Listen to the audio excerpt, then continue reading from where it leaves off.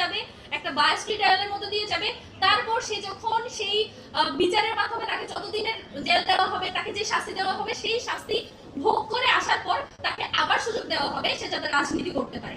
যেখানে এখনো বিচার হয়নি, যেখানে এখনো পর্যন্ত অনেক শহীদের পরিবার এখনো জানে না যে যাদের অনেক পরিবার জানে না তাদের সন্তানের কবরটা কোথায়, সেখানে যখন এসে জুলাই সনদ তো বাস্তবায়ন হচ্ছেই না, বরং আমরা যখন দেখতে পাই বিভিন্ন রাজনৈতিক দলগুলো আওয়ামী লীগ তাদের সাথে রাজনীতি করতে পারবে এই ধরনের কথা বলে, বা আওয়ামী লীগের জন্য তারা সুযোগ তৈরি করে দিতে চায়, পুনর্বাসনের সুযোগ দিতে চায়, তখন তো আমাদেরকে আসলে সন্দেহ করতে হয় যে সমঝোতাটা আসলে কাদের সাথে কাদের হয়েছে।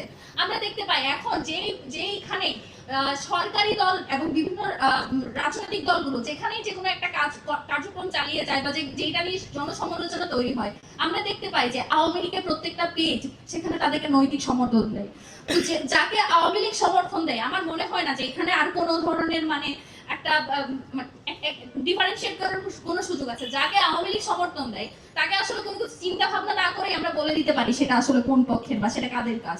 তো এই সব কিছুর পরবর্তীতে এসে যখন প্রধানমন্ত্রী, আমাদের মাননীয় প্রধানমন্ত্রী তারেক রহমান যখন বলেন দক্ষিণ সংসদ ভবনের দক্ষিণ প্লাজায় দাঁড়িয়ে, তারা যেখানে দাঁড়িয়ে জুলাই সনদে স্বাক্ষর করেছেন সেটা প্রত্যেকটা অক্ষরে অক্ষরে তারা পালন করবেন।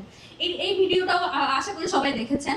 তো সেই ভিডিওতে যে তিনি যে বলেছেন যে তিনি অক্ষরে অক্ষরে পালন করবেন, তাহলে যে গুম অধ্যাদেশ বাতিল করার কথা হলো, অন্যান্য জুলাই সনদ নিয়ে এবং বিচার নিয়ে এবং হাসিনাকে দেশে ফিরিয়ে আনা নিয়ে, এই সব নিয়ে আসলে বাংলাদেশ সরকার, পররাষ্ট্রমন্ত্রী এবং স্বরাষ্ট্রমন্ত্রী তারা কি ভূমিকা পালন করছেন, জনগণকে সেটা তারা অবহিত করুক।